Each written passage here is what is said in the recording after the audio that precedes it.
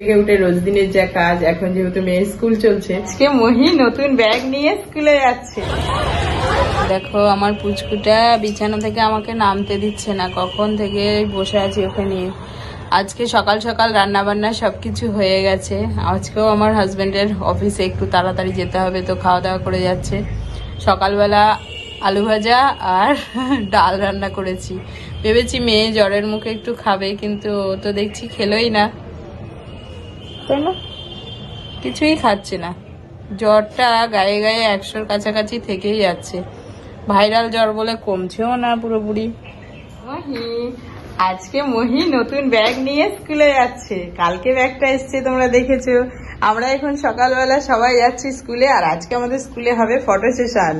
সব স্টুডেন্টদের ফটো তোলা হবে। চিলড্রেন্স ডের দিন কোনো প্রোগ্রাম আছে ওদের, তো সেখানে সব ফটোগুলো আটকানো হবে, তাই তো?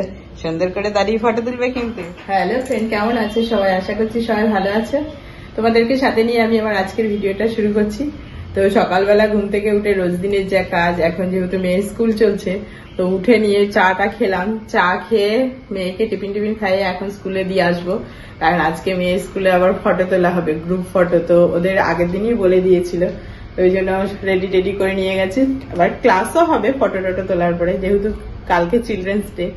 তো চলো আমরা এখন ঘরের কাজ টাজ করি ওকে দিয়ে এসে। সকালবেলার মোটামুটি রান্না বান্না যা হয়েছে টুকটাক। আমার হাজবেন্ড যেহেতু দুপুরে খেতে আসবে না, তো ওই জন্য সকালবেলা হালকা পাতলা করে করেছি, খেয়ে বেরিয়ে যাবে। আমি ভেবেছিলাম একসঙ্গে চলে যাব, কিন্তু আমার এত তাড়াতাড়ি গিয়ে করবোটাই কি, ওই জন্য আমার হাজবেন্ড আগেই বেরিয়ে যাচ্ছে। স্কুলে যাওয়ার জন্য, আনতে যাওয়ার জন্য রেডি হয়ে গেছে। আমার হাজবেন্ড খেয়ে দিয়ে বেরিয়ে গেছে। এখন রান্না বান্নার কিছুই করিনি, শুধু জাস্ট জোগাড়জান্তি করে গেছি। তোমাদের তো বলি যে আমি মেয়েকে স্কুলে আনতে যাওয়ার আগে জোগাড়জান্তি করে যাই। ও আসলে ওর পেছনেই কিছুটা সময় দিতে হয়, তো তাড়াহুড়ো হয়ে যায়। আর আজকে কি রান্না করছি দেখাচ্ছি।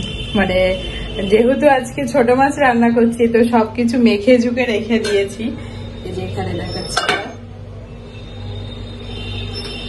খয়রা মাছ রান্না করছি আজকে, আর ওই জন্য সব গোছগাছ করে ফেলেছি। খয়রা মাছ আর মূলোর শাক। এইখানে আসার পর থেকে শাক পাতা মানে খাওয়া হচ্ছেই না বলতে গেলে।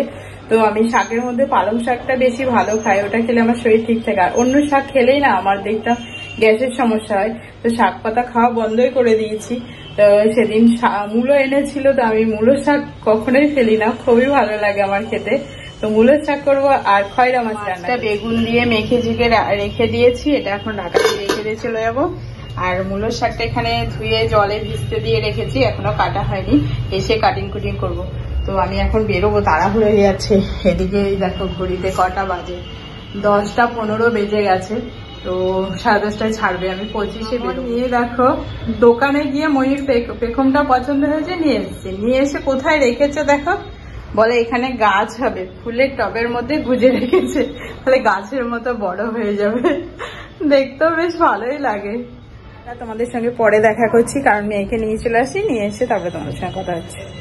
স্কুলে পৌঁছে দেখি অন্য ক্লাসের বাচ্চাদের ছেড়ে দিয়েছে, তো কিছুক্ষণের মধ্যে দেখলাম মেয়েও চলে এসছে। তো মেয়েকে নিয়ে আমি বললাম যে এখান দিয়ে নতুন গেটটা হয়েছে, আজকে ওটা দিয়ে বেরোবো। একদিন ওখান দিয়ে আসতে গিয়ে দেখি গেটটা বন্ধ, তো আজকে দেখলাম খোলা, তো ওই জন্য এখান দিয়ে বেরোলাম। আর এখান দিয়ে আসলে আমাদের বাড়িতে খুব তাড়াতাড়ি হেঁটেই চলে আসা যায়।